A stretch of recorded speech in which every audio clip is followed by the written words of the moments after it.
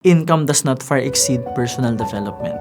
If this is you, this is your income, kahit lumaki yung income mo, lumaki yung harvest mo, kapag hindi ka nag-grow as a person, ubos yan. Lumaki income mo, hindi ka nag-grow, ubos yan.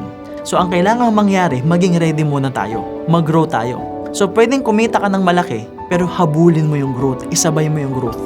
Because sometimes, pinapadaan mo na to sa pagsubok, sa sobrang hirap na challenges, especially internally and externally. Minsan sabay pa yan, kaya sobrang bigat. But the thing is, pag nag-grow ka as a person, mas humaba yung pasensya mo, mas lumalim yung pagmamahal mo sa sarili mo sa ibang tao. Nire-respeto mo na sarili mo. Alam mo na yung tamang desisyon, hindi ka na nagmamadali.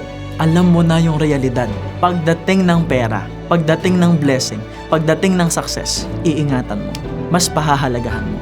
Mas maa-appreciate mo. At baka, diyan ka matutong mas magpasalamat sa nasa taas.